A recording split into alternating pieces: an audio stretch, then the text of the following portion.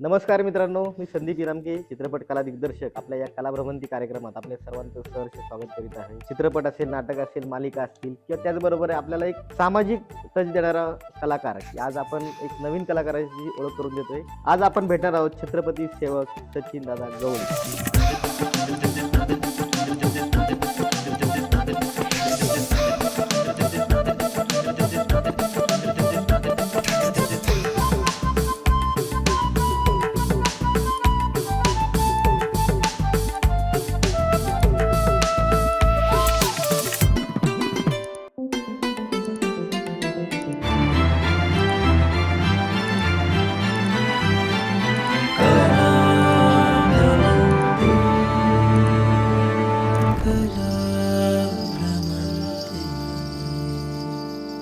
दादा नमस्कार.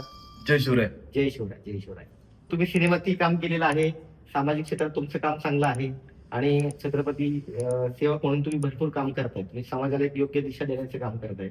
आता सिनेमात तुम्ही नक्की कधी आलात? बऱ्याच भूमिका तुम्ही केलेल्या आहेत, तर कुठल्या कुठल्या सिनेमात आपण नक्की काम केलेलं आहे? सगळ्यांना माझा जय शिवराय. दादा जय शिवराय.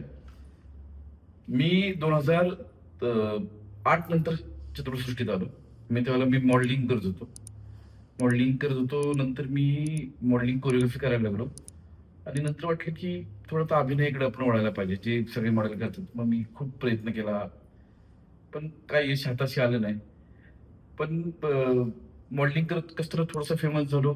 कोरिओग्राफी करत असताना थोडंसं कामाची दखल, एक वेगळेपण, सामाजिक बांधिलकी, जास्त फेमस झालो. योगायोगानं छत्रपतींना पहिल्यापासून फॉलो करत होतो, त्यांचे विचार डोक्यात होते आणि जशी छत्रपतींची सेवा करायला लागलो ना, तसं मग जगाच्या कानाक आपल्याला पोचलो. मी सुरुवातीला ओम राऊत यांच्या लोकमान्य या चित्रपटात काम केले. लोकमान्य एक युग पुरुष.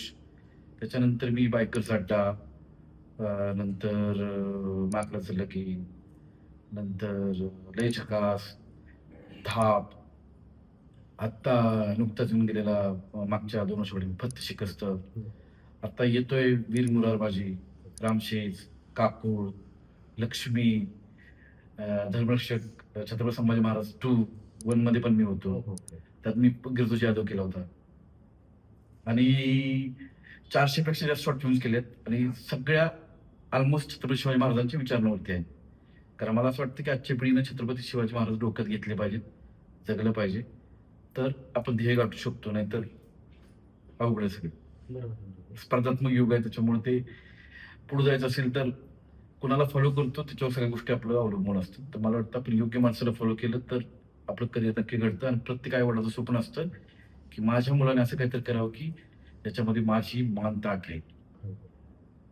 छत्रपती शिवाजी महाराजांवरती खरं तर त्यांचं पूर्ण तुम्ही त्यांना फॉलो करता, त्यांचं काम म्हणजे त्यांच्या तुम्ही प्रचार करता, काम करता त्यांच्या सगळ्या गोष्टीचं.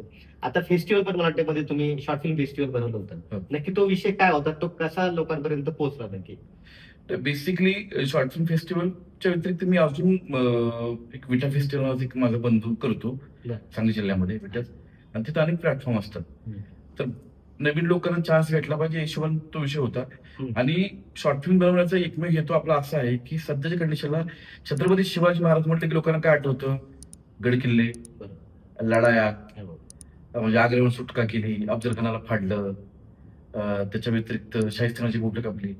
त्याच्या व्यतिरिक्त महाराज किती ग्रेट होते विचाराने. म्हणजे जर जगात सगळ्यात ताकदवर कोण असेल तर जगात सगळ्यात ताकदवर माणूस आहे छत्रपती शिवाजी महाराज. आणि आपण त्यांच्या महाराष्ट्र जन्मलो, हे आपल्या प्रत्येकाचं भाग्य आहे. म्हणजे छत्रपती शिवाजी महाराज अष्टावधान जागृत, म्हणजे एका वेळेला 8 दिशाच्या बाबतीत ते त्यांचं 8 ठिकाणी त्यांचं लक्ष असायचं. हे आपल्या मराठी माणसाला कोणाला माहित नाही, पण याच्यावरती बाहेरचे लोक रिसर्च करतात. छत्रपती शिवाजी महाराज हे लढाईच्या व्यतिरिक्त टोक्याकडून किती ताकदवर होते, नीतीने, त्यांच्या कर्तृत्वाने. हे जर आजच्या पिढीला कळलं, का प्रत्येक माणसाला कळलं, तर त्याचं आयुष्य वेगळं असतं. जर मला कुणी म्हणलं की बाबा परीस काय आहे, तर मी म्हणेन की छत्रपती शिवाजी महाराज हे त्यांचे विचार हे परिसासारखे आहेत. जो व्यक्ती तिथं गेला त्याच्या आयुष्याचं सोनं होणार. तशी सगळ्यांची राखच होते, पण राख होण्यापूर्वी आयुष्यात जर सोनं करायचं असेल तर छत्रपती शिवाजी महाराजांच्या विचारावर चाललं पाहिजे. आणि छत्रपती शिवाजी महाराजांनी स्वराज्य स्थापना म्हणजे काय केलं? त्यांनी वेगळं काय नाही केलं, त्यांनी आपले फक्त आई वडिलांचं स्वप्न पूर्ण केलं. माझ्या आई वडिलांनी एक स्वप्न पाहिले, ते जमलं नाहीये, तर मला असं वाटतं की माझ्या आवडीसाठी मला काहीतरी करायला पाहिजे. मग त्या व्यक्तीने रक्ताचं पाणी केलं, डोकं लावलं, अनेक छोटे छोटे मायक्रो प्लॅनिंग केले आणि संपूर्ण जगाला दखल घ्यायला लावली बरोबर. की मी माझ्या आई वडिलांसाठी मी हे केले. आणि त्या माणसाने 350 वर्षापूर्वी आपलं भविष्य आणलं होतं. मी हेच आजच्या पिढीला सांगण्याचा प्रयत्न करतोय. मी याच्या व्यतिरिक्त वेगळं काही करत नाही. पिढी पुढे चालली आहे माझ्यापेक्षा तुम्हाला जास्त माहिती आहे. तुम्ही चित्रपट क्षेत्रात माझ्या अगोदरपासून आहात, तुम्ही बघताय. त्यात इंडस्ट्रीचा बाजार कसा उठलाय हे तुम्हाला माहिती आहे. त्यामुळे थोडंसं वेगळ्या वाटेवरती आहे, पण कदाचित योग्य वाटेवरती आहे असं हे चित्रपट क्षेत्र म्हणजे जरी दुनिया आहे, हम्म. बरीचशी लोक म्हणजे मुलं असतील मुली असतील आपलं करिअर करण्यासाठी शहरांकडे वाटतात, पुण्याकडे मुंबईकडे. तर सगळ्यांना यश मिळतं, यश अपयश या गोष्टी प्रत्येकाच्या हातात नाही, नशिबाचाही भाग असतो. पण बऱ्याच वेळा आत्महत्या होतात. म्हणजे आता आत्महत्या काही इंडस्ट्रीत होत असतात म्हणून सगळ्याच ठिकाणी होतात. म्हणजे कुठल्याही व्यवसायात यश नाही मिळालं तरी होतं. पण आत्महत्या करणं किंवा लगेच खचून जाणं ह्या बाबतीत पण तुम्ही मधल्या काळात बरेच प्रचार त्या गोष्टीवर तरी थोडं लोकांना काउन्सिलिंग म्हणजे बऱ्याच मधल्या काळात तुम्ही बऱ्याच विषयी संवाद साधला होता लोकांशी. हम्म. तर त्याविषयी नक्की तुमचं काय भावना होते त्या? मला वाटतं आपली फिल्म इंडस्ट्री एक असं क्षेत्र आहे इथं दोन गोष्टी घडतात. एक माणूस यशस्वी होतो पण ते पचवता येत नाही, बरोबर. आणि अपयश तर ती त्याला जमतच नाही. कारण एक तर आपल्याकडे काय होतं की रंगीबेरंगी म्हणतो ना, सगळं चमकणार असतं आपलं चंदेरी जग, दुनिया. चंदेरी दुनिया आहे ती. तुम्ही जसं बोलाल तसं. तर मी माझ्या सगळ्या मित्रमंडळींना, बंधू भगिनींना मी एवढंच सांगेन की मी नेहमी सांगत पण आलोय, मी बोललो पण मध्ये आणि लॉकडाऊन मध्ये पण ते आपण पाहिलं. लॉकडाऊन मध्ये लोक घरात का बसली, तर फक्त फिल्म इंडस्ट्री टीव्हीवरती बातम्याच्या व्यतिरिक्त शोज लागले होते, चित्रपट लागले होते, म्हणून लोक घरात बसली. लोकांनी प्रशासनाचं ऐकलं. काहीतरी मनोरंजन टीव्हीने जरी हो. झालं. आपल्याकडे एवढे मूर्ख आहेत की लॉकडाऊन काय असतो बघायलाही घराबाहेर लोक पडलेले. पण 90% 95% लोक घरात का थांबली, तर मनोरंजन क्षेत्रामुळे. पण त्या मनोरंजन क्षेत्राचा दर्जा हा दुय्यम आहे. म्हणजे उद्या जर सलग मला काम नाही भेटलं किंवा तुम्हाला काम नाही भेटलं, तर आपल्याकडे दुसरं काही उत्पन्नाचं साधन नसल्यामुळं आपण टेन्शनमध्ये येतो की अरे काय करायचं, आता जगायचं कसं, कुटुंब जगवायचं, सगळा खर्च आला. तर मी सगळ्यांना नेहमी एकच सांगत आलो, मी त्यावेळी त्याच्या आधी बोलत होतो मी, आणि मी आताही सांगतो की तुम्ही प्लॅन बी तयार ठेवा. कारण 260 लोकांना जेव्हा मी आत्महत्येपासून प्रवृत्त केलं, आता मी ऑफिशियली काउन्सिलर आहे, त्याचं मी मायक्रो ट्रेनिंग घेतलं छोट्या छोट्या गोष्टीचं, की बाबा योगायोगानं माझ्याकडं काउन्सिलिंग पण नसतानाही मी एवढं केले, तर चला आपण त्यातले बारकावे बघूया. तर आजच्या कंडिशनला म्हणजे आपल्या देशामध्ये पण असं आहे की प्रत्येक 4 मिनिटाला आत्महत्या होते. आणि आपल्या इंडस्ट्रीमधला आठवड्यातून 1 ते 2 व्यक्ती आत्महत्या करतो. का? फ्रस्ट्रेशन आले, काम नाहीये किंवा अनेक काही वेगळ्या उचापती केल्या. पण त्यासाठी एक गोष्ट अशी आहे की एक उत्पन्न साधन जर प्लॅन बी त्यांनी तयार ठेवला, तर फ्रस्ट्रेशनचा काही संबंध येणार नाहीये. कारण लॉकडाऊन मध्ये आपल्या अनेक बंधू भगिनींनी कोणी वडापावचा गाडा टाकला, कुणी छोटे छोटे स्टॉल केले, अनेकांनी लोकांना मदत मागली, आणि लोक येत नाहीत. उलट सोशल मीडियावरती जेव्हा अनेकांनी मदत मागितली, तर लोकांच्या खालच्या कमेंट अशा होत्या की सध्या टोळस नावाची एक जमात आली आहे, ते काय खाते माहित नाही, पण त्यांचं एक वेगळं असतं की ओटसूट करा ट्रोल. 1.5 GB डाटा असतो. डॉक्टर जर म्हणले की 2 किलोमीटर चाला, तर आम्ही सकाळी उठल्यावर 2 किलोमीटर चालतो, कुठं मोठ्याने, फेसबुकवरती, इंस्टाग्रामवरती किंवा सोशल मीडियावरती. आणि सगळ्यात जास्त ट्रोल्स कोण होतं, तर आपले मनोरंजन क्षेत्रातले काम करणारे लोक. कारण एक तर टीव्हीवर दिसतो, चमकतो, आणि लगेच ती रेपो हाय होतो, मग ती तुलना केली जाते. त्याच्यामुळे नेहमी आपल्या क्षेत्रातल्या लोकांनी प्लॅन बी तयार ठेवला पाहिजे, जेणेकरून समजा जर काम नाही भेटलं किंवा काय नसेल, तर इकडे बाबा माझं घर चालतंय किंवा मला कुणाकडे भीक मागायची गरज नाही पडणार. कारण सगळ्यात बेकार कधी जेव्हा कलाकार तुमचं मनोरंजन करतो, तुमचा आनंद, सगळ्यात वाईट गोष्ट कुठली, तर जो कलाकार तुमचं मनोरंजन करतो, तुमच्या आयुष्यामध्ये आनंद निर्माण करतो, उद्या त्याला गरज पडल्यावर तुझ्या लोकांकडे हात पसरतो ना, हे सगळ्यात वाईट घटना आहे. आणि अनेक दिग्गज कलाकारांच्या बाबतीत ते घडलंय, मराठी असेल किंवा हिंदी इंडस्ट्री असेल किंवा साऊथची असेल. तर हे घडू नये यासाठी मला वाटतं प्रत्येक कलाकारांनी आपल्या आयुष्यामध्ये एक दुसरा चॅप्टर म्हणजे प्लॅन बी तयार करायला पाहिजे. आणि या संदर्भात मी चित्रपट महामंडळाला पण मी बोललो होतो की तुम्ही कलाकारांच्या मेंटल हेल्थ बाबतीत थोडा विचार करा, आणि त्यांना प्लॅन बी साठी आपण काय करू शकतो तेव्हा पण थोडा वर्कआउट करा. कारण काय होतं, नितीन देसाईंनी आत्महत्या केली तेवढे पुरते सगळे पेटले. पुढं काय झालं? पुढं काय होत नाही, आपण फक्त तेवढे पुरते चार्ज होतो आणि मेल्यानंतर म्हणतो अरे मला बोलला असता तर, कदाचित तो बोललाही असेल तुम्हाला. आपण लक्ष दिलेलं नसतं. हा, कारण आपल्याकडे तो असतो ना. मग आपण काय करतो, मेल्यावरती तिथे जातो पांढरे कपडे घालून की अरे बहुत अच्छे कलाकार थे, इंडस्ट्रीत पोकळ निर्माण झाली आणि आता कोण करून आला. तर जीवन नसतं त्याला काय लागणार होतं, काय पाहिजे होतं बघ ना. नितीन देसाई सारखा माणूस एवढ्या, आता तुम्ही कला क्षेत्राच्या आहात, दिग्गज माणूस ना, जगात कीर्ती पोहोचलेली. आज त्या माणसाने कमीत कमी 12-13-15 हजार करोडची संपत्ती किंवा तिने ती कला क्षेत्राशी निगडीत वस्तू त्या ठिकाणी जमा केलीत. मी एका चित्रपटात शूटिंग निमित्त गेलो होतो, वीर मोरारबाजी शूटिंग निमित्त मी गेलो होतो गेल्या वर्षी. मी ज्या वेळेला एनडी स्टुडिओमध्ये पाय ठेवला ना, माझ्या डोळ्यात पटकन पाणी आलं. की अरे किती ते अद्भुत, किती ते विचारच्या पलीकडे त्या माणसाने केलं. पण मला कळलं ना, कर्ज किती होतं, एक 200-250 कोटी. ती प्रॉपर्टी त्यांची विकली असती तर ती 15,000 करोड रुपये जमले असते. पण अनेक लोकांकडे ते गेले, त्यांनी मदत मागितली पण नाही केली कोणी. नाव नाही सांगत कोणाची, मला भरपूर नावं कळली. शेवटी त्या माणसाने काय केलं, शिवधनुष्य खाली ठेवलं आणि स्वतःला संपवलं की बाबा माझ्या आता ते पेलाची जबाबदारी माझी, हिंमत होत नाही, माझी संपलेली सहनशीलता आणि मी आता हे करतो, निरोप घेतो. म्हणजे ही गोष्ट आहे. आपल्याकडं मराठी इंडस्ट्रीमध्ये सुद्धा जिवंत असताना माणसाची कदर केली जात नाही. मध्ये सिंधुताईंनी पण एक स्टेटमेंट दिलं होतं की आपल्याकडं लोकांनी आपली दखल घ्यावी असं वाटत असेल तर त्यासाठी मारायला पाहिजे. आणि त्या ज्या दिवशी 2-1 वर्ष पाठीमध्ये गेल्या, सगळ्या स्टेटसला त्यांची फोटो तीच रील व्हायरल झाली. मी प्रत्येकाला करायला हेच सांगेन, ज्याला ह्याच्यात यायचं आहे, जे स्वप्न बघतात की मला मोठा हिरो व्हायचे, हिरो व्हायचे, बाबा आधी शिक्षण पूर्ण कर, शिक्षण वाया जात नाही, पोटला पाण्याचं बघ. कारण अभिनय पण त्याच वेळ करू शकतो जेव्हा तुझं पोट भरलेलं असेल. इथं कोणीही उठतं आणि काहीही, माझ्यापेक्षा तुम्हाला तर जास्त माहित आहे की आजकाल कुणालाही डिरेक्टर व्हायचं असते आणि कुणालाही प्रोड्युसर व्हायचं असतं, पुढं काय उठतं ते माहितीये. बरोबर. पण असं होतं बऱ्याच वेळा, म्हणजे अचानक घाई घेतलेले निर्णय असतात, घरच्यांना सोडून लोक जातात. पण नंतर असं होतं की समजा एकत्र कुटुंब पद्धती, म्हणजे बऱ्याच वेळा काय होतो, कलाकार असो, आपला चित्रपट सृष्टी असो किंवा वेगळी पण असो, एकत्र कुटुंब पद्धती आता नाहीये. म्हणजे मीपणा, इगो, सहनशीलता संपलेली आहे. मग यातूनही बऱ्याचशा संकट येतात, आत्महत्या होतात. तर याच्याविषयी तुम्हाला एकत्र कुटुंब पद्धती काय म्हणायचं? इगो कशाची खातात, इगो कशाची खातात, अच्छा. अपमान कशात आहे, काय त्याचं काय आहे का, द्रवात आहे, रूपात आहे, वजनात आहे, काय असतं. पण नात्यात इगो का पाहिजे? नात्यात कसला अपमान? म्हणजे एखाद्याने तुमच्यासाठी 100 गोष्टी चांगल्या केल्या ते तुमच्या लक्षात नाहीयेत, एक गोष्ट वाईट केली ती तुमच्या लक्षात आहे.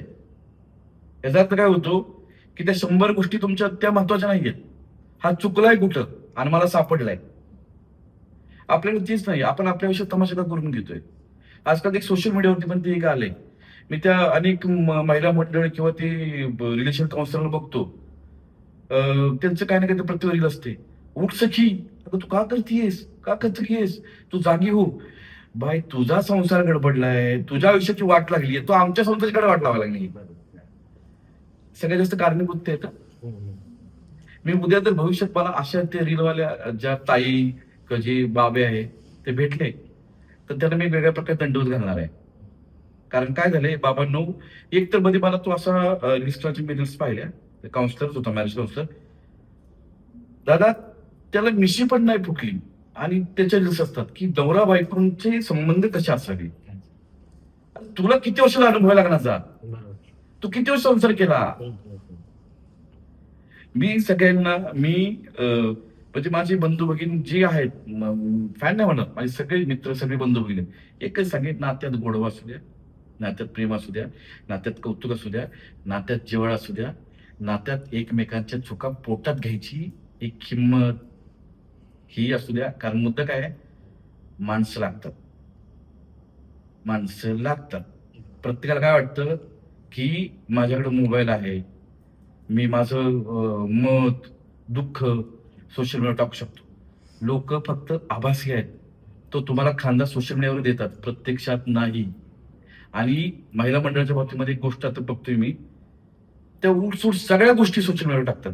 माझ्या घरात काय घडलं, माझा नवरा माझ्यासोबत कसा वागला, माझी जाव माझ्यासोबत कशी वागली, माझी नंद माझ्यासोबत कशी वागली, माझा दीर माझ्यासोबत कसा वागला, बाई ताई आयुष्यात तमाशा का करतेस तू, कशासाठी?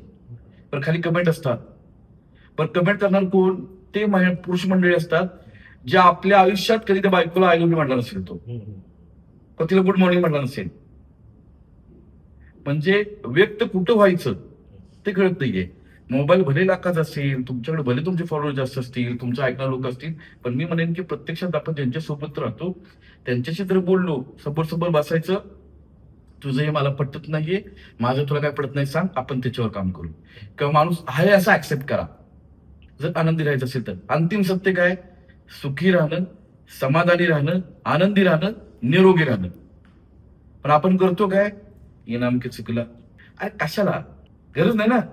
हे काय म्हणजे वर तर एखादा माणूस मेला आणि चुकून वर त्याला देव भेटला, ती स्वर्ग नरकाच्या गोष्टी. देवाने विचारलं काय जाऊन काय केलंस? देव म्हणतो तू आयुष्यात जगला नाहीस, बघता तू तुझ्या आयुष्याची माती करून आलायस. आयुष्यात जगणे म्हणजे काय? आणि हे बघ खाली तू मेल्यानंतर सगळे तुझ्या नावानी खडे फोडतायत की बरं झालं मेला. माणूस श्रीमंत कसा ओळखावा? त्याच्या अंत्यविधीला किती लोक येतील. आणि लॉकडाऊन मध्ये आपण लावारसीसारखं मेलेलो आहे. ह्याच्यात आपण सगळ्यांनी बोध घेतला पाहिजे की भले भले करोडपती, अरबपती सगळं जळता जळत नाही एवढं होतं, पण शेवटी 4 माणसं पण नव्हती.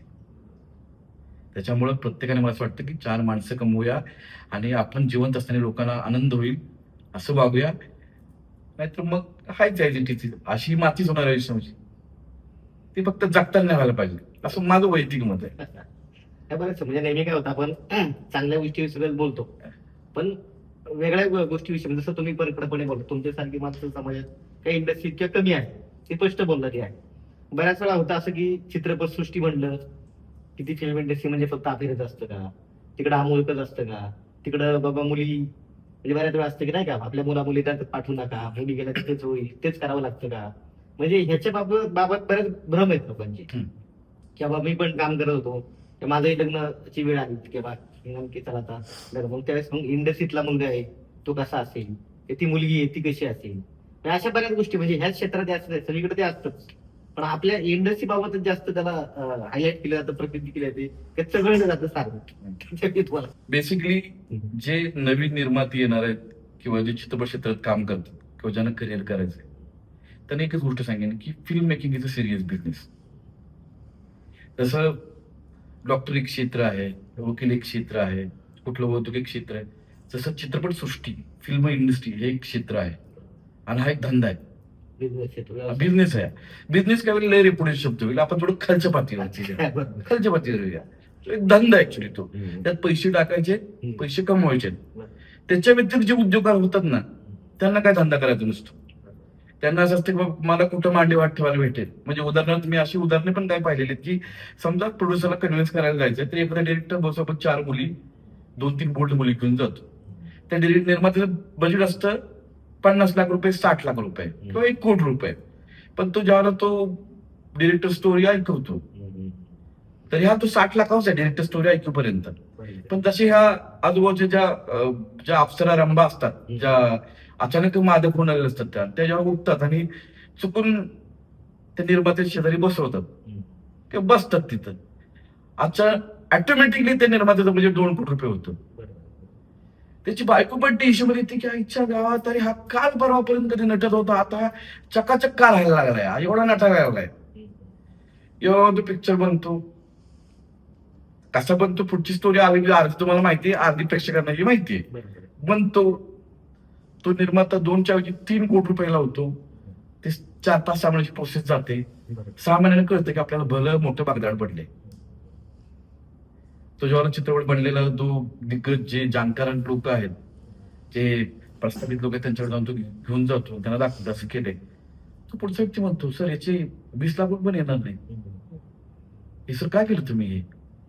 आता तो कुठल्या तोंडाला म्हणणार की 2 लालना आल्या माझ्या शेजारी बसल्या आणि इनडायरेक्टली खास भागली आणि गडबड झाली, शुद्ध भाषेत बोलायला गेलं तर. त्यामुळे मी ते बोलूच शकतो, पण मी रोखठोकच बोलतो, त्यामुळे मला काय फरक पडत नाही. आणि हे मी पाहिले, हे मी अनुभवलंय. मी तर एका अशा डिरेक्टरचा पिक्चर गेला होता की ज्याचं पोरग प्रत्येक सीनला 32 टेक घ्यायचं सर. आणि तिकडलं बाप म्हणायचं, बेटा हो रे तरी हो रे तू कर रे, आ रे तरी गो, अरे पुढे मी क्लू द्यायला असायचो. सगळ्या प्रोडक्शनला हसवायचं, याची सहनशीलता का संपना. म्हटलं शेवटी त्याचे पैसे मिळतात रे, आता काय त्याने करू दे, नाही तर माती करू दे. 2 पिक्चर होतात, एक नाव करण्यासाठी आणि एक पैसे कमवण्यासाठी. बरोबर. तिथे 2 पैसे होते म्हणून मी करत होतो. पण मी प्रत्येक ठिकाणी काय ना काय शिकत गेलो. तसंच मी निर्माते म्हणजे सांगेन की film making is a serious business. करमणूक क्षेत्र हे सुद्धा व्यावसायिक क्षेत्र आहे. त्याच्यामध्ये तुम्हाला जर करायचं असेल ना, तर त्या हिशोबाने करा. बाकीच्या सगळ्या येड्या चाळ्याच्या मागे नका लागू. याची स्वतःची बरोबरी. तुम्हाला वाटायचं नाही. म्हणजे एक उदाहरण देतो. तिथे बऱ्यापैकी कलाकार जमतात, बसतात. मला माहिती आहे आपण खूप तिथे चाळी घेतला असेल. योगायोगाने मी डेक्कनकडून मी यायला लागलो. तिथून मला इकडे यायचं होतं. मी राहतो या बाजूला म्हणल्यावरती. तर एक डिरेक्टर, सेम 2 लग्न, एक निर्माता, त्या लग्नाच्या मध्ये आणि अजून अशी 7-8 लोकांची टीम भेटली. आता योगायोगाने महाराजांचे व्हिडिओज मी करत होतो. आता थोडं थांबलो, आता मी परत करतोय. आपला PR खूप चांगला आहे. पण त्यांनी मला भारी सचिन दादा बस झाला आलास. हा पण पिक्चर करतोय, तुझं एक नाव आहे याच्यामध्ये. आणि त्यांनी मला ते दाखवलं.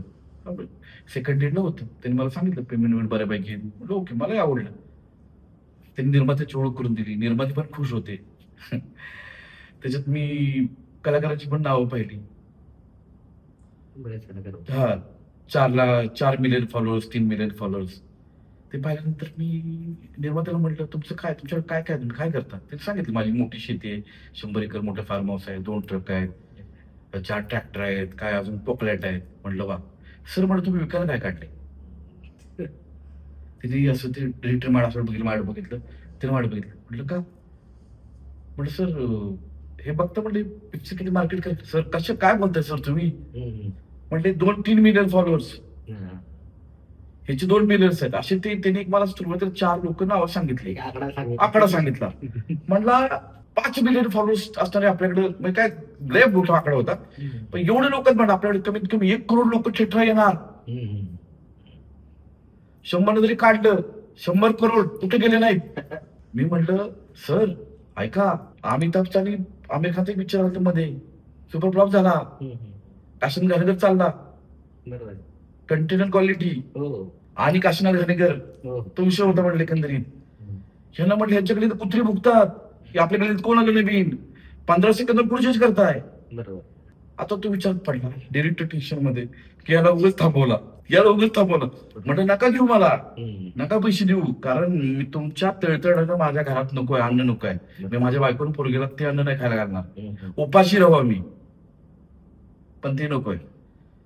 धंदे हिशोबाने वर्कआउट करा, योग्य लोक आहेत ते घ्या, जाणकार लोकांचं मार्गदर्शन घ्या आणि मग का. नाहीतर जे कमवलंय ना ते खरंच विकायला लागेल.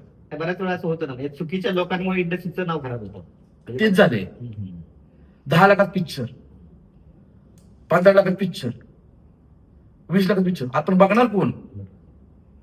ते घरीच बघायला. हा, म्हणजे असं कसं होतं, शेवटी मी बरेच वर्ष काम करतोय. चांगल्या लोकांवर तुम्ही काम चांगलं केलं, तुमचं काम चांगलं मिळतं, कामाने काम होतं, आणि कलेला कलेकडे पाहिलं पाहिजे, सरस्वती लक्ष्मी म्हणून पाहिलं पाहिजे, तर ते काम पुढे जाणार आहे. ते बाकीच्या गोष्टी करत बसला तर तुम्ही कधीच त्यातून काय बोलतात किंवा नाव द्यायचं लोक, म्हणजे जे आपण म्हणतो कमेंट्स येतात, अमुक होतं, ट्रोल केले जातं, ते अशा लोकांमुळे केलं जातं. आता दुसरा विषय असा आहे की आता म्हणजे तुम्ही रील स्टार होता एकेकाळी, जे आहेत अजून पण, म्हणजे त्या काळात तुम्ही काम मी केलं. रील स्टार नाही, शॉर्ट फिल्म मेकर. मला रील स्टार लय विचित्र शब्द आहे तो, आणि तो असं होतं म्हणजे ते प्रोफेशन आहे, जे करणार त्यांच्याकडे हॅट्स ऑफ आहे. पण PhD केल्यानंतर मला पहिलीच नाही बसायचं, म्हणजे भाग असायचे तो. नाही, मला मुद्दा काय बघा की बऱ्याच वेळा काय होते, कसलेले म्हणजे बऱ्याच वेळा ऍक्टिंग अकॅडमी असतील, नाटकातून काम केलेले लोक असतात, भरपूर आयुष्य घालवलेले असतात, आणि बऱ्याच वेळा कुठून तरी एक रील्स वरती किंवा एखादा, म्हणजे आपण त्याला काय रील्स स्टारला काय नावं ठेवत नाही, पण त्यांना असं वाटतं की आम्हाला लगेच जागून यायला. मलाही बरेच फोन येतात की आमच्या रील्स बघा, मला रोल द्या, तुम्ही एवढं काम करता. म्हटलं ह्याच्यावर लगेच रोल मिळत नाही, किंवा म्हणजे त्या म्हणजे नवीन नवोदित जे काही लोक, मुलं मुली, म्हणजे एक अट्रॅक्शन असतं आपल्या इंडस्ट्रीचं, तिकडे ते येण्याचा प्रयत्न करतात. पण ते म्हणजे काय त्यांना कळत नाही पुढे किती मोठी दरी, तर ऍक्टिंग किती येते मोबाईलवरची, तिकडे किती येते. त्यांना तुम्ही नक्की काय सांगाल की तुमच्या अनुभवानुसार? हा खूप महत्वाचा विषय आहे. याच्यावर मी काम पण एक चांगल्या लेवल करत आहे. माझ्या शॉर्ट फिल्म्स मी काय बनवतोय. Reel star, content creator, influencer, ह्याच्या व्यतिरिक्त एक चौथी एक जमात उद्यासाठी आहे, ढुंगण स्टार नावाची. मग ते अनेक नृत्यांगना आहेत, अनेक त्या भगिनी आहेत माझ्या. पण त्यांच्या प्रत्येक रीलमध्ये त्यांना जे अवयव झाकायचे असतात ना, ते त्यांना दाखवायची आणि हलवायची सवय आहे. हा एक भाग आहे. पण होतंय काय माहितीये का याच्यामुळं, की वातावरण वेगळं होतंय. पिढी भरकटायला लागली आहे. पिढी प्रचंड मोठ्याला भरकटायला लागली आहे. लॉकडाऊनच्या नंतरची पिढी ज्याला ती मोबाईल वापरायला लागली किंवा जी जनरेशन आहे, यांना कळलं की नक्की करायचंय काय. जे कंटेंट क्रिएटर आहेत ते कंटेंट क्रिएटरच आहेत, त्यांचा काही विषय नाहीये. पण जे इन्फ्लुएन्सर आहेत किंवा जे रील स्टार आहेत किंवा जे हे ढुंकण हलवणारे स्टार आहेत नाही, ह्यांनी अक्षरशः वाट लावली सगळ्या गोष्टीची. ह्यांनी सामाजिक संस्कृती पण बिघडवली आणि ह्यांनी पिढीला एका वेगळ्या वाटेला नेलं. म्हणजे आपल्याकडं शेतीप्रधान देश आहे आपला. अनेकांचे पालक जे आहेत, आई वडील आहेत, ते एका ठराविक लेवलपर्यंत शिकलेले आहेत. ते त्यांना असं वाटतं आजकाल ते सगळं ऑनलाईन झाले, ऑफलाईन कमी झाले. वेबिनार आणि सगळ्या बाकीच्या गोष्टी, सेमिनार आणि त्या त्या प्रत्येक बापाला वाटतं की माझा मुलगा मोबाईलवर किंवा मुलगी काहीतरी शिकतीये. नाही ना. परवाच एक प्रकरण आहे, मी त्याच्यावर आवाज पण उचलला होता की 13 वर्षाच्या मुलाकडून 11 वर्षाची मुलगी प्रेग्नेंट राहिली आहे आणि दोघांच्या वडील काय करतात, मजुरी करतात. आता काय भविष्य सांगा. सत्य घटना आहे का. आता अनेक लोक म्हणतील की कसं शक्य आहे, आपण सगळे हायब्रिड खातो, आपण काही ओरिजिनल खात नाही सध्याच्या कंडिशनला. त्यामुळं आपली बॉडी आता बऱ्या प्रकारे चेंज होतीये. म्हणजे डॉक्टर पाटीलांची एक पोस्ट व्हायरल झाली की 8 वर्षाच्या मुलीला पिरियड चालले. 8 वर्षाच्या मुलीला. याचा अर्थ आपण 15 किंवा 12 वर्ष आपण अलीकडे आलो. आपलं आयुष्यमानच कमी झाले त्याच्यामुळे त्या गोष्टी याचा अर्थ त्या गोष्टी घडायला लागल्यात. पण हे व्हायला होतं काय की ज्या वेळेला मी सोशल मीडियावरती एखादा अश्लील त्या ढुंगण स्टारचा कंटेंट जेव्हा मी बघतो, ओके, माझ्या आपोआप ओठावरून जीव जाते. ते पाहिलं जेव्हा मी वर बघतो त्यावेळेला वर मी फक्त मादी बघतो. ती मुलगी 4 वर्षाची आहे, 14 वर्षाची आहे, 20 वर्षाची आहे, 50 वर्षाची बाई आहे, 80 वर्षाची बाई आहे. नाही बघ, मी फक्त मादी बघतो. कारण आता माझ्या डोक्यात ते चालू आहे ना आता एकंदरीत ते. कारण आपल्या देशामध्ये 10 महिन्याच्या बाळापासून ते 80 वर्षाच्या आजीपर्यंत बलात्काराचे केस समोर आले. लेटेस्ट मध्ये खूप लांब जायची गरज नाही, 6 महिन्यात केस आहे ते. आता गुजरातमध्ये घटना घडली. 7 वर्षाची मुलगी आहे, तिच्यावरती 35 वर्षाच्या माणसाने अतिप्रसंग करायचा प्रयत्न केला, बलात्कार करायचा प्रयत्न केला. त्या मुलीने प्रतिकार केला तर त्यांनी रागाच्या भरामध्ये तिच्या गुप्तांगात 1 फुटाची सळी घातली. इमॅजिन करा. आपण पुढे चाललोय. बर, आपल्या देशाचा इतिहास काय सांगतो. सीता मातेसाठी रामायण घडले, द्रौपदी माईसाठी महाभारत घडले, छत्रपती शिवाजी महाराजांच्या काळामध्ये परिस्थितीकडे वाकड्या नजरेला बघणाऱ्या लोकांचा चौरंगा केला जायचा. सरदार महाजी शिंदेजी आपले थोर व्यक्तिमत्व, त्यांच्या काळामध्ये तर चांबडी सोडली जायची. आणि आपण काय करतो, बलात्कार झाला, ती मुलगी गेली, तिला बळीपण झाला की आपण मेणबत्ती घेऊन जातो. हे मेणबत्ती पेटवण्याचे फॅड कोणी आणले. आता मुद्दा कुठून निघाला, आता मुद्दा रील्स वरून इकडे गेला. म्हणजे गांभीर्य किती मोठं आहे बघा. म्हणजे कळत नाही की एक्झॅक्टली काय, कुठं, कसं चाललंय, कशामुळे होतंय. पण बलात्कार करायची ते कुणाची इच्छा नसते ना, पण ते वातावरण असं निर्मित केलं की तो वेगळा वाटला जातो.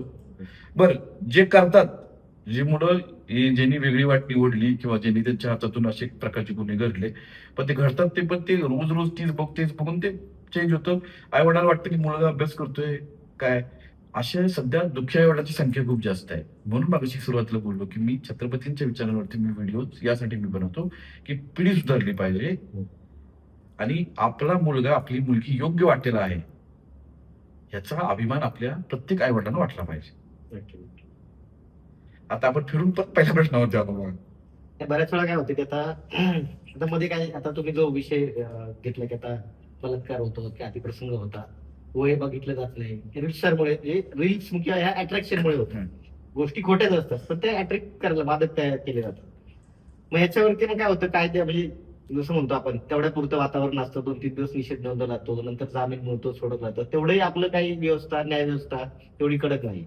तीच त्या काळात महाराजांच्या काळात ते होती की चौरंगा केला जायचा. म्हणजे तुम्ही छत्रपती शासन नावाने म्हणजे मधल्या काळात तुम्ही आवाज उठवला होता, काम चालू झाल्यावरती. काम चालू आहे. मग त्या नक्की म्हणजे ती गोष्ट कितपत गरजेची आहे आताच्या काळात? आता छत्रपती शासन हा कायदा लागू होणं काळाची गरज आहे.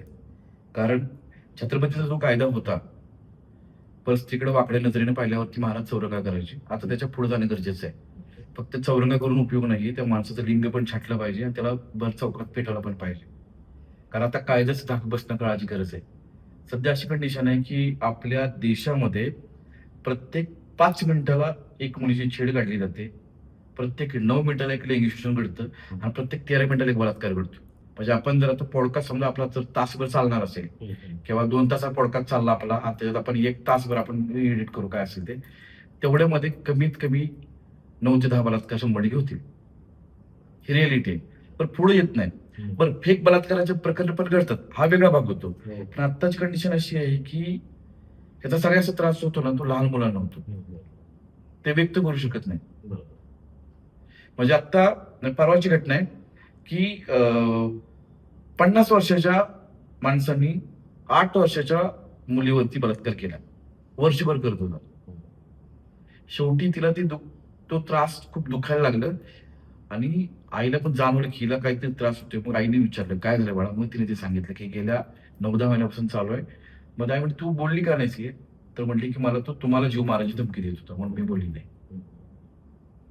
आत्ताच घटना आहे 15 वर्ष पाठीमागची. हे का घडतंय? कायद्याचा का नाही? आता 3 दिवसा पाठीमाग कोल्हापूरमध्ये गुरुकुल शाळाची जी पद्धत आहे तिथं 55 वर्षाच्या मुख्याध्यापकांनी 16 वर्षाच्या मुलीवरती बलात्कार केलाय. तिच्या गरिबीचा गैरफायदा घेत. तिची आई आजारी होती, आई कमवायची, हिला पाठवायची ती दोघे.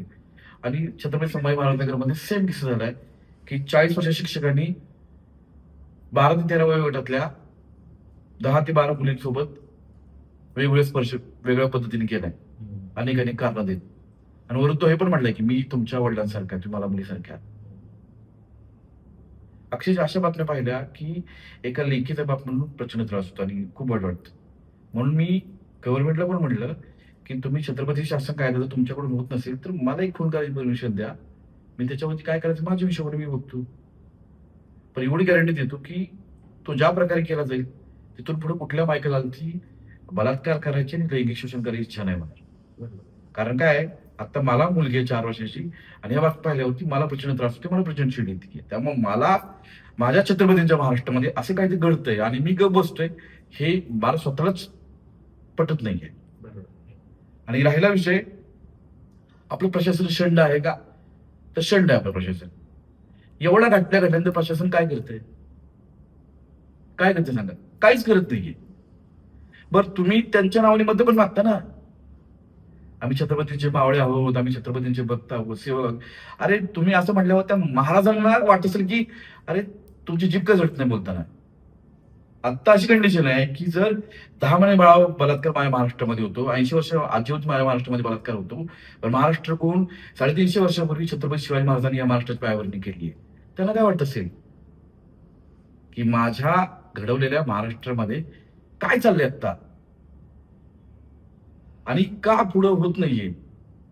2 लोक पेटवा ना भर पब्लिक मध्ये, 2च पेटवा. तुमच्या नसेल कायद्यात बसवतात तसे कायद्यात तुम्ही अनेक बदल केले, एक बदल करून मला द्या. सचिन गवळी पेटवेल, सचिन गवळी चौरंगा करेल, लिंग छाटेल, त्याला पेटवून भर चौकात त्याची पूर्णपणे करेल. ते काय करायचं ते करेन मी. कारण आत्ता जी काय परिस्थिती महाराष्ट्रात आहे महिलांच्या बाबतीमध्ये, लहान मुलीच्या बाबतीमध्ये, त्याचा प्रचंड त्रास होतोय. मला तुम्हाला सांगतो, मी या बाबतीमध्ये एवढं पोटतिडकीने काय बोलतोय, कारण माझी मुलगी 4 वर्षाची आहे, मी बोललोच. माझी मुलगी माझ्याशिवाय आंघोळच करत नाही.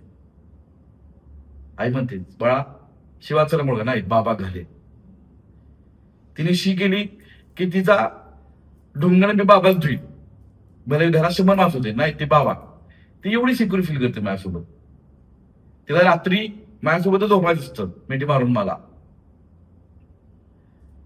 त्यामुळं ते लहान मुलांची अवयव कितपत आहेत याची जाणीव मला आहे.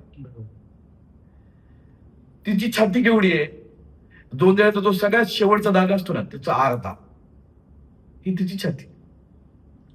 तिला फक्त ती तिची योनी म्हणजे तिला माहिती तिची सूची जागा आहे, म्हणजे तिथनं सू येते एवढे हे.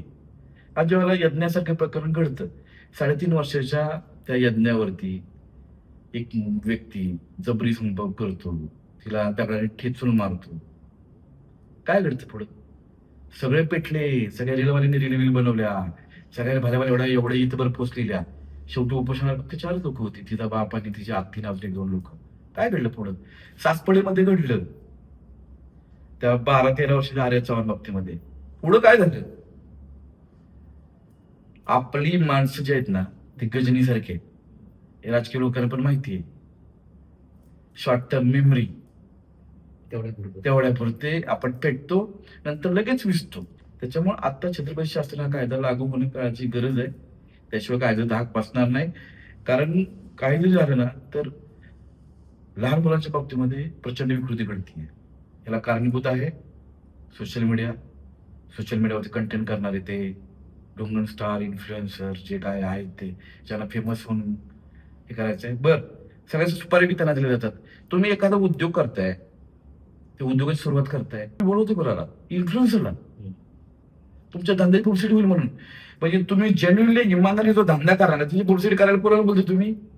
जे जेन्युअनली चांगले आहेत त्यांच्या बाबतीत काही नाहीये. म्हणजे असे डुप्लिकेट किंवा हा कातडे घेऊन फक्त जाणार आहे. हा, ती चीड एकत्र आहे आणि ती नेहमीच राहील.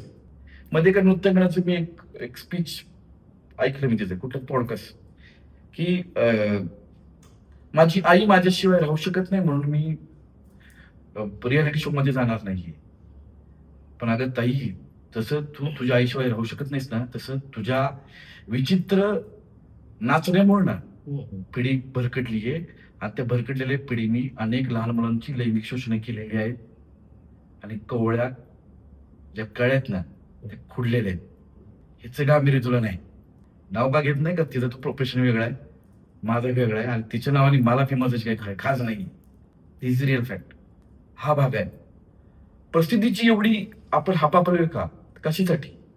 मध्ये एक इन्फ्लुएन्सर एक्सपायर झाली, 3 मिलियन फॉलोअर्स होते, जाळताना 4 लोक होती स्मशानात.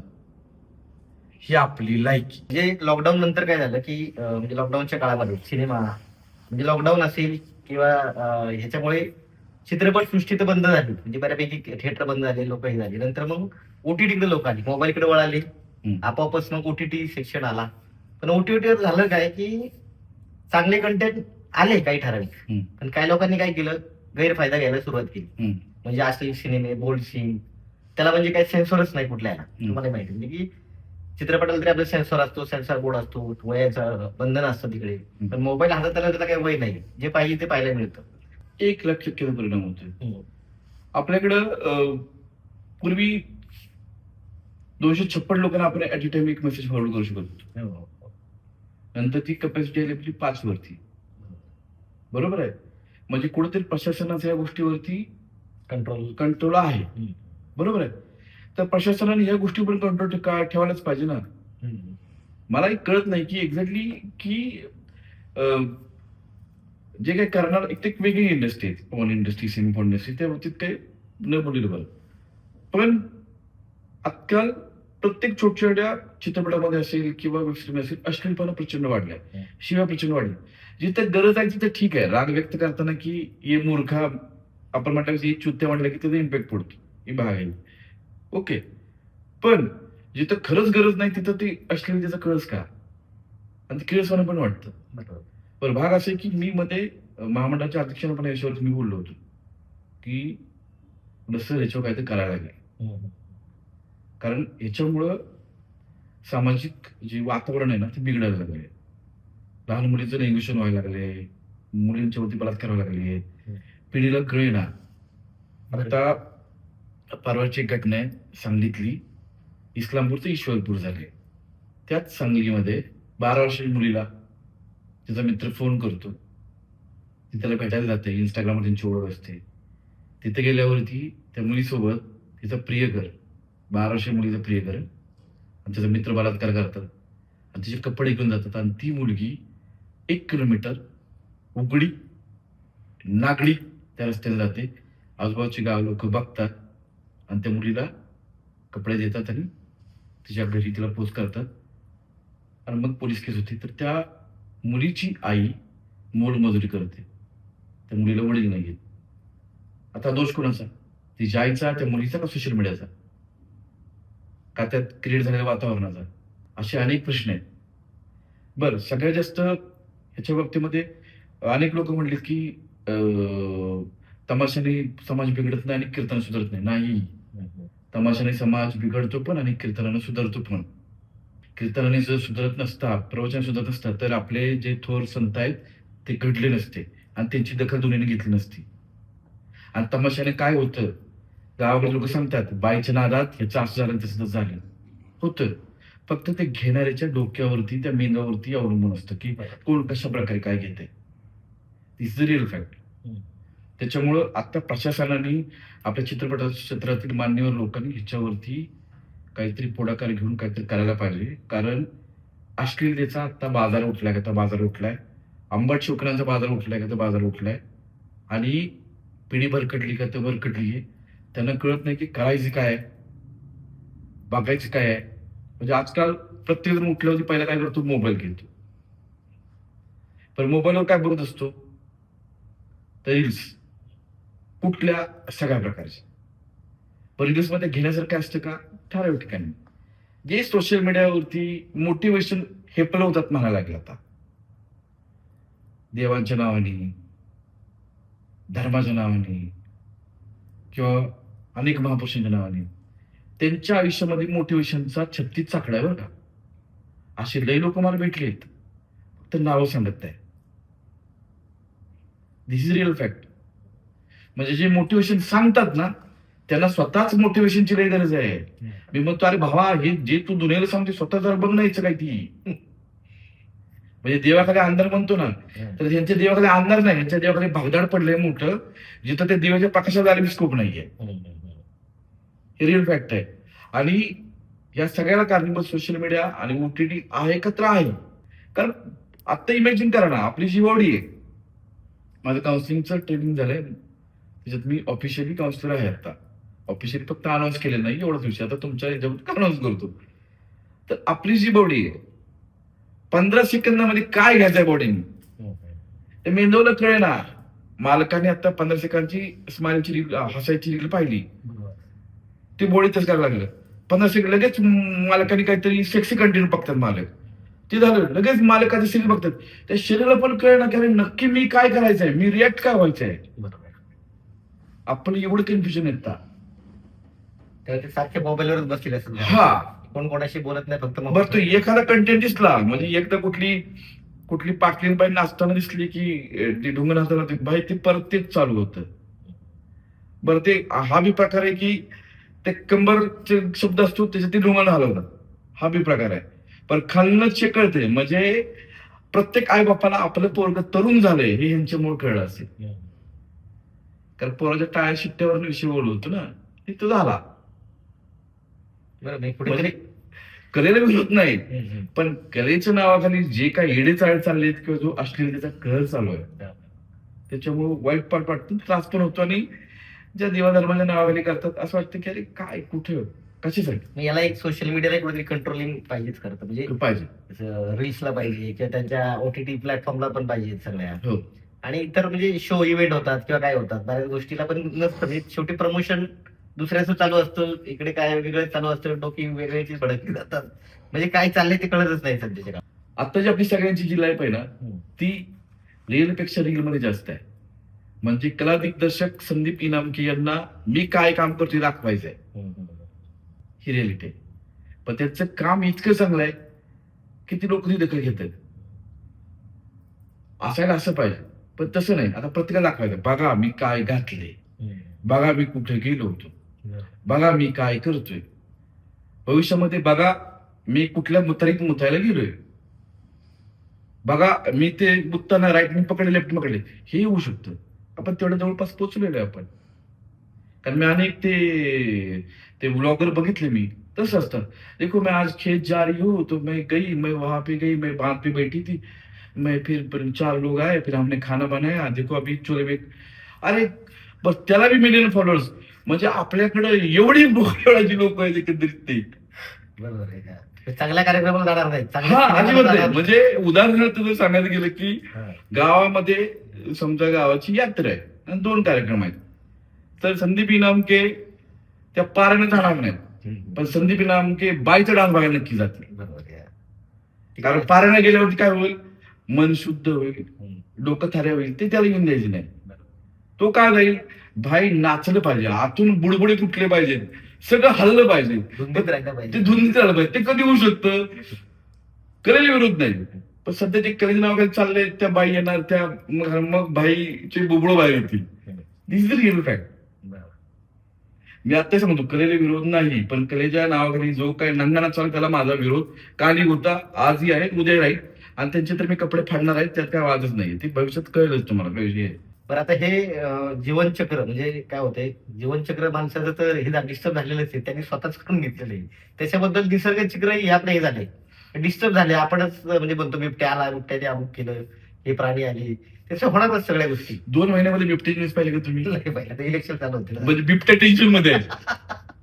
बिबट्या टेन्शन मध्ये आहे की भाई माझं मार्केट कोणी करलं, मी का चर्चेत नाहीये. म्हणजे लोकांनी एवढे ते गळ्याला मांडीला तारेचे पिंजरे बिंजरे लावले. हा एवढं सगळं करूनही काहीच स्कोप नाहीये. म्हणजे याचा तुम्हाला कळलं का, निवडणुकीने आपल्याला काय दिलं, निवडणुकीत तुम्हाला माहिती आहे आपल्याला नवीन रिस्टार दिले. पायी फुपाटाचं मागं गाणं असतं, साहेब फॉर्च्युनर मध्ये उतरत आहेत. आता फुपाटाचा काय फॉर्च्युनर काय संबंध आहे का? बरोबर आहे. गाणं फक्त लावलं की झालं का? पायी फुपाटा. बरं ह्याच्या पुढचा, बर साहेब किंवा ताई चाललेत तर प्रत्येकाकडे कॅमेरा, अजून हरकत काय नाहीये. ताईने देवाच्या पाया पडल्या, साहेबांनी देवाच्या पाया पडल्या. अरे प्रत्येक गोष्ट तुम्ही सेवक म्हणून जाणार आहात ना, तुम्ही रिस्टार म्हणून तुम्ही काय व्यक्त होताय. तुम्हाला काय दाखव, तुम्ही जे काय कामं केली ती दुनिया बघेलच ना. तिची लोक साहेबांनी केलं, इथं उद्घाटन करताना पण साहेब आले, साहेबांनी फीत कापली, मग खालना अँगल, वरना अँगल, इकडचा अँगल, तिकडचा अँगल. म्हणजे सध्या सगळे राजकारणी रील्सटारच झाले आता.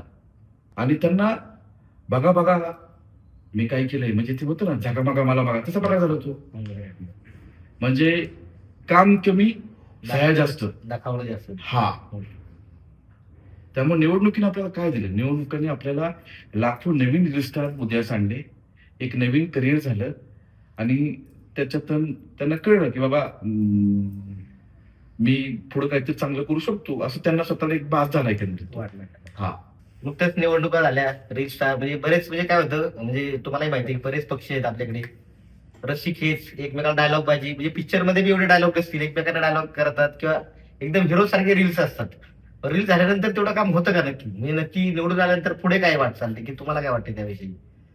मला वाटतं सगळ्यांचं जर कन्फ्युज कोण असेल तर अजून पण कार्यकर्ता, की कारण कार्यकर्त्यांनी काल जे झेंडे आणले होते ज्या पक्षाचे, उठल्यावर कळलं की साहेबांनी परत पक्ष बदललाय, आता त्याला दुसरे झेंडे करायचे. ही रिअलिटी आहे. बरं त्या कार्यकर्त्याला वाचलं होतं की साहेब आपले किती भावनिक आहेत, किती दयाळू आहेत, किती चांगले आहेत, दानशूर आहेत. कारण काय केलं की या इलेक्शनच्या दरम्यान, निवडणुकीच्या काळामध्ये सगळं साहेबांनी केलं. साहेब गेले, अनेक गरीब महिलांच्या पाया पडले, त्यांच्या ताटात जेवले, नंतर त्यांनी उलटी काढली असेल, हा भाग वेगळा दाखवायचं असतं ना, की बघा मी जेवलोय, बघा मी पाया पडलोय, बघा माझ्या चेहऱ्यावर एका आजीने हात फिरवलाय. फक्त त्या जेवढे लोक आहेत ज्यांनी निवडून येण्यासाठी जो शो ऑफ केला, जी निवडून आले किंवा ज्यांनी निवडण्यासाठी, निवडणुकीच्या म्हणजे मतदानाच्या आदल्या दिवशीपर्यंत कार्यकर्ते कन्फ्युज होते, मतदार कन्फ्युज होते की जो माणूस माझ्याकडे आला, समजा संदीप इनामके उभे राहिलेत, तर संदीप इनामके उभे राहिले तर सुरुवातीला ते होते एका फुलाकडनं, नंतर गेले ते एका अवयवाकडं, नंतर त्यांनी वेगळाच झेंडा घेतला. म्हणजे कळणच की नक्की करायचं काय. म्हणजे समजा जर मी तुमचा कार्यकर्ता आहे आणि मी का तुमच्याकडनं एक झेंडा घेऊन गेलोय, सकाळी मला कळतं की इनामकेनी म्हणजे आमच्या भैयासाहेबांनी झेंडा दुसरा घेतलाय, म्हणजे माझ्या डोक्यात घुसेपर्यंत ही निवडणूक झाली. बस चला होऊ दे, काय हरकत नाहीये. आता चुकून जर इनामके निवडून आले असतील तर इनामकेने जी दुनियाला दाखवलंय की बघा ही आजी मी पाया पडलो, आजीने माझ्या कपाळावरती हात फिरवला, मला आशीर्वाद दिला, ह्याच्यासाठी मी हे केलं ते केलं, अमुक करणार आहे तमुक करणार आहे, त्यांनी पायी फुपाटा उडवला तुम्ही.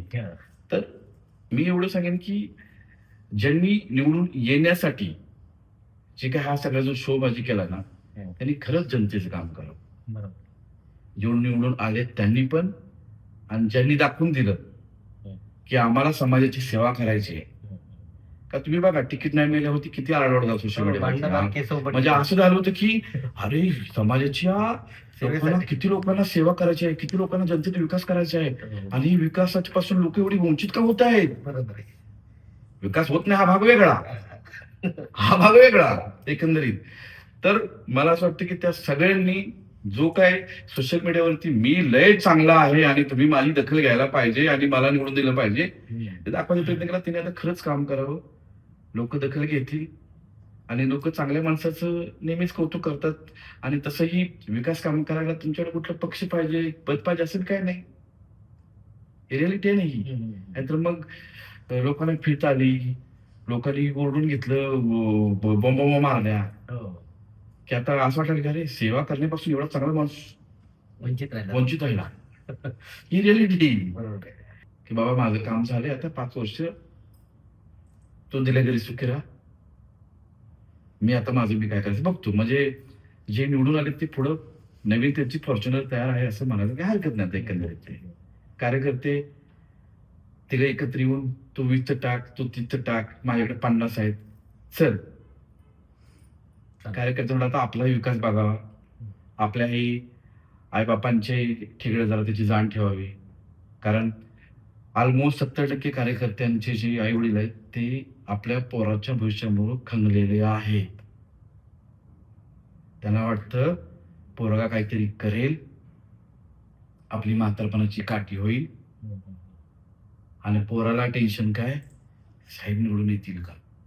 ज्या जन्मात आई वडिलांनी तुझ्यासाठी एवढं काय केलं, जीवाचं रान केलं, रक्ताचं पाणी केलं, तुला शिकवला, मोठा केला, त्यांच्यासाठी काहीतरी कर ना. मी म्हणत ना राजकारण करू नको, कर. राजकारण करताना आपल्या गळते तिकडे पण बघ. डॉक्टर बाबासाहेब आंबेडकरांनी त्यावेळी सांगितलं होतं, उपाशी पोटी कार्यकर्ता भविष्यात लाचार बनतो, आणि मी ती फक्त तुम्हाला जाणीव करून देतोय. आता अनेक लोक म्हणतील छत्रपतींना हे रयतेचे राजे म्हणलं जायचं, रयतेचे राजे म्हणजे त्यांना रीतीची काळजी होती. आता त्यांच्या नावाने लोक मतं मागतात आणि आपली घरं भरतात, हा भाग वेगळा. Real fact. बरोबर. बऱ्याच वेळा आता काय होतं की म्हणजे सिनेमात, चित्रपटात आपण काम करतो, कलाकार तुम्ही आहेत, इतर याच्यामध्ये पण म्हणजे आता मोबाईलमुळे, रील्समुळे किंवा इतर गोष्टीमुळे किंवा सोशल मीडियामुळे सगळे ऍक्टर झाले. म्हणजे राजकारणातली ऍक्टिंग आपल्याला इलेक्शनच्या काळात पाहायला मिळाली, भाषणातली ऍक्टिंग असते, एकमेकांचे डायलॉग बाजी चित्रपटात जेवढी होत नाही तेवढी होती, पण प्रत्यक्षात कामं तेवढी होत नाहीत किंवा नंतर गडबड होते. आता 5 वर्षांनी बघू नंतर काहीतरी, म्हणजे असं त्या सिनेमात बी तसंच घडतं की बा आपल्याला भरपूर भविष्यात चित्रपट करायचेत आणि म्हणून हा चित्रपट स्वस्तात करा किंवा इथं काहीतरी कॉम्प्रोमाइज करा, नंतर बघू. अशी बरीच मंडळी आपल्याकडे आहेत. त्यामुळे एक चांगल्या चित्रपट सृष्टीचा दादासाहेब फाळकेंनी एवढं मोठं काम केलंय, मोठा व्यवसाय दिलाय, पण काही लोक त्याला कुठेतरी बट्टा लावायचं काम करतात. पण त्यापासून नक्की सावध राहिलं पाहिजे का, किंवा मुलांनी मुलींनी. मराठी चित्रपटसृष्टीची स्थापना किंवा चित्रपटसृष्टीची स्थापना दादासाहेब फाळकेंनी केली. त्या माणसाला हॅट्स ऑफ आहे. आज ते हे पाहिलं त्यांना लाज वाटत असेल की का मी हा उद्योग करून ठेवला. एवढा दर्जा आपल्याकडे पडलाय. जेन्युअनली काही चांगले आहेत, काही चांगले दिग्दर्शक आहेत, निर्माते आहेत, ते खूप चांगला कंटेंट बनवतात, हॅट्स ऑफ आहे त्यांना. पण 85 ते 90% लोकांनी त्याची माती केलेली आहे, पूर्णपणे त्याची वाट लावलेली आहे. शुद्ध भाषेत बोलायला तर म्हणजे निर्माता येतो बाबा माझ्याकडे पैसे, मला चित्रपट करायचा आहे आणि मी करतो, आणि तो त्याचा पहिला चित्रपट शेवटचा होतो, पहिला वन टाइम. वन टाइम निर्माता. कारण ती त्याची खास भागते, तो एक भाग असते. एक तर ते बाकीची लग्नाचा विषय आपण बोललो, आणि दुसरा गांडावगणित प्रकार एक होतो. त्याच्यात तो कळते की भाई नाही, म्हणून चित्रपटसृष्टी लोक नाव ठेवतात, ते तो कोणी घेत नाही. कारण कोणत्या धंदा म्हणून जात नाही, चढवतात पुढच्याला, सांगत नाहीत प्रॉपर, घेत नाही, मार्गदर्शन घेत नाही. हा पहिला भाग. दुसरा मुद्दा, मग अशी काही लोक येतात, मग अशी काही डिरेक्टर येतात, सर 10 लाखात पिक्चर बनवू आपण, किंवा ते सांगतात की अरे निर्माते म्हणतात अरे ह्याचं ऍडजस्टमेंट करा. होतं कसं की 500 करोडचा एखादा साऊथचा चित्रपट येतो, 1000 करोडचा एखादा साऊथचा चित्रपट येतो, आणि आमची स्पर्धा मराठी चित्रपट 2 करोडची. जर मी भव्य दिव्य बघतोय 200 रुपये तर मी 200 रुपये हा पिक्चर का बघेन? मी ऍज ऑडियन्स बोलतोय, कलाकार नंतर. तर एकाच थिएटरला 2 चित्रपट लागले, एक माझा मराठी लागलाय, कंटेंट खूप चांगला आहे, हा, पण बजेट नसल्यामुळे तो तामझाम करता नाही आला. चौथा चित्रपट आहे, कंटेंट ठीकठाक आहे किंवा कंटेंटही चांगला आहे, बजेटही चांगलं आहे, तामझाम मोठं आहे, मी बघणार नव्हतो.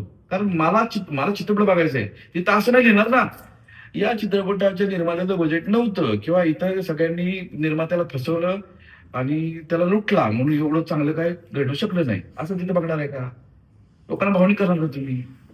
मग लोक म्हणतात येतोय 15 महिन्यावर टीव्ही वरती बघूया, तसंही सेकंडरी लिंक उपलब्ध होते टेलिग्राम वरती, हे काय सांगायची गरज नाहीये, आणि ते लोक बघतात ऍज इट इज ते. मग कशाला खर्च करू जाऊन मी त्यापेक्षा ते कुठेतरी ते लिंकचा विषय होतो ना. त्याच्यामुळं मगाशी बोलल्याप्रमाणे जर चित्रपट सृष्टीत काम करायचं आहे किंवा त्यांना पैसे कमवायचे तर तो त्याच्याकडे व्यवसाय म्हणून बघितलं पाहिजे. आणि याचं नॉलेज बऱ्यापैकी चांगल्या लोकांना आहे आणि बऱ्यापैकी लोकांना नाहीच आहे. ते स्वप्नामध्ये जगतात. म्हणजे मी तुम्हाला सांगतो, मी सुरुवातीला जेव्हा मी मॉडेलिंग करत होतो, मी तेव्हा जेम रोडला राहिलो होतो. तिथं अनेक चित्रपट मी ऑस्करला गेलेले पाहिजे त्या टेबलावरती. एखादा डिरेक्टर येतो, एखादा रायटर येतो, ते सगळं बसले, चर्चा होते, पिक्चर बनतो चर्चेत ना, त्याला खूप सारे अवॉर्ड मिळतात, तो ऑस्करला जातो, हा, आणि नंतर तो म्हणतो चल सिलेक्ट पास, तो ऑस्करचा धुरळा तिथंच खाली येतो परत. पण त्या सिगरेट सोबत मग त्याला काहीतरी खायचं असतं, मग तो क्रीम रोल खातो, मग त्याला चहाही पाला जातो double. This is real fact. बरोबर. म्हणजे हे आपल्याकडं ही अशी वस्तुस्थिती आहे. कसवी लोक भरपूर हा. जातात, अर्ध्या अडकुणाने पिवळे झाले म्हणतो आपण. अर्ध्या हळकून नकाच घेऊ. हळकुणाचा तो काय तिथे फुपाट असतो ना जो, तसंच घ्या तुम्ही तो. तुम्हाला मी पाहतोय म्हणजे तुमचं काम दिसतं किंवा काय, तर तुम्हाला एक चिड आहे, म्हणजे खोट्या खोट्या गोष्टीवर तुम्हाला आवडत नाही, तुमचा खरेपणा आहे, पण तुम्ही हे सगळं मोडण्यासाठी किंवा हे थांबलं पाहिजे ह्यासाठी तुम्ही सकारात्मक किंवा काय काम, कशी वाटचाल चालली तुमची सध्या? सध्याची वाटचाल म्हणजे मी छत्रपती शिवाजी महाराजांचा 351वा राज्याभिषेक वर्ष आहे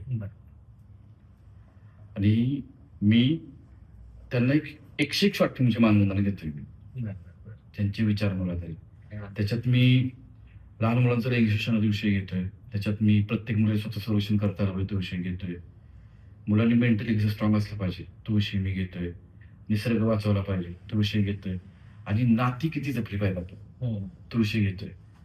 त्याच्यासोबत एक सगळ्यात महत्वाचा विषय घेतोय की आजकाल प्रत्येकाने शरीर जपलं पाहिजे. बरोबर. म्हणजे हे नामके पैसे कमवायच्या नादामध्ये प्रचंड धावपळ करत आहेत, घाम येईपर्यंत, म्हणजे सगळीकडे त्यांच्या घाम येतोय आणि एवढे मेहनत करतात ते. पण हे काही की ते आपलं मशीन आहे, ते शरीर आहे, शेवटी साथ शरीर देणार आहे आपल्याला. ते जर तुम्ही नाही जपलं तर जसं वयाच्या 25 हार्ट अटॅक घेतोय, 30 येतोय. आत्ताच एक आपला आर्ट डिरेक्टर नितीन बोरकर वयाच्या 40 मध्ये त्याला ब्रेन स्ट्रोक, जायचं वय नव्हतं, एवढं जिद्दीने मेहनत केलेला माणूस, खूप काम केलं, चांगला माणूस होता. वाईट वाटतं अशा बातम्या मिळाल्या. बरोबर. त्यामुळे आपण त्या एका मुद्द्यावर मी काम करतोय आणि मला एवढंच करायचं आहे, मला एवढंच म्हणायचं आहे, कारण मी गावाकडे माझा जन्म आहे, गावाकडनं मुलं मुली शिकायला शहरात येतात, इथलं पाणी लागतं. फर्स्ट इयरला जी पोरगी पंजाबीमध्ये किंवा सलवार सूटमध्ये असते, सेकंड इयरला ती 1/3 मध्ये येते, 3/4 मध्ये, थर्ड इयरला ती डायरेक्टली स्लीव्स वरती येते आणि चलो कुछ चिलिंग करते है, हँगआउट करते, इथनं सुरू होते.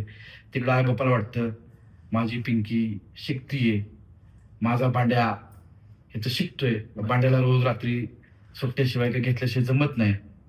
मग पांड्याकडे सांगत असतो की माझा बाप अमुक तमुक, तिकडे ह्याचा बाप, ह्याचा आई बाप एक वेळ जेवत असतील का, तिकडे पांड्या, इकडे ह्यांची पिंकी व्यवस्थित जगली पाहिजे, इकडे यांची पिंकी आणि पांड्याला वारा लागतं आणि मग वाऱ्यामध्ये कळतं. पण नंतर ज्यांच्यासोबत हे मजा मस्ती करतात त्यांचा फोकस पहिला हा स्टडी असतो, नंतरही असतो बाईची मजा मस्ती करायची बाई. पण ते विसरतो की बाई तू शिकायला पण आला ना, तर शिक्षण पण घ्यायला पाहिजे ना. मग वाट लागते. ही पिढी योग्य वाटेवर यावी आणि ह्या पिढीमुळे यांच्या आईवडिलांना मान खाली घालायला लागू नये यासाठी आपण काम करतोय आणि प्रयत्न सुरू आहेत. बघू आता छत्रपती शिवाजी महाराज कसा मार्ग दाखवतोय आणि त्यांना माहितीये मी या संदर्भात पण अनेक लोकांना भेटलो की मी असं करतोय. अनेक लोक कर चांगला आहे एवढं म्हणले, पण पैसे द्यायला कोण तयार झालं नाही. खूप कमी लोक आहेत की ज्याच्यासाठी उत्सुक आहेत. म्हणजे अनेक वेळा असं झालं की मी तुमचं काही धर्माकडे गेलो तर म्हटलं मी असं करतोय, तेवढे मला 3 करोड बजेट आहे, मला पिक्चर करायचं आहे आणि मी पिक्चर करणार आहे. म्हटलं ओके सर, हरकत नाही, शुभेच्छा आहेत सर. म्हटलं मला फक्त 5 लाख 10 लाख रुपये मी पिक्चर करतोय, मला ठरलंय. तोच माणूस मला 9 महिने एका वर्षाने भेटला. म्हटलं अरे पिक्चर केला, 3 लाख रुपये पण आले नाहीत रे. एवढं गंडवलं लोकांनी. तुला 10 लाख रुपये दिले असते तर माझं नाव तर झालं असतं, तुझे कन्सेप्ट चांगले असतात. म्हणलं सर खूप खूप धन्यवाद सर, तुम्ही माझे कन्सेप्ट चांगले म्हणतात त्यातच मला आलं. म्हटलं मी करतोय, थांबत नसतो. ज्याच्या डोक्यात छत्रपती शिवाजी महाराज आहेत तो म्हटलं माणूस थांबत नसतो. कारण जगातला सगळ्यात ताकदवर माणूस, त्यांचे विचार माझ्या डोक्यात आहे.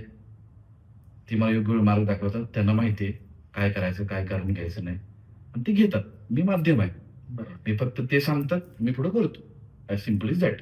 बरेच तुमच्या म्हणजे सोशल मीडिया फेस्टिवल म्हणजे शॉर्ट फिल्म असतील तुम्ही केलेल्या बरेच. आता तुम्ही बऱ्याच सिनेमाचं शॉर्ट फिल्मचं लेखन दिग्दर्शन केलेलं आहे, तुम्ही काम पण करता. बऱ्याच फिल्म तशा आलेल्या आहेत. त्याने एखादा सकारात्मक काही परिणाम झाला किंवा एखादं कोण घटना अशी आहे का की अरे त्या फिल्ममुळे काहीतरी झालं, घडलं, चांगलं घडलं? मी 2021 नंतर काम करायला कधी चालू केलं, पण 2021 पर्यंत माझ्याकडे 7 लाख फीडबॅक्स होते जगाच्या कानाकोपऱ्यात.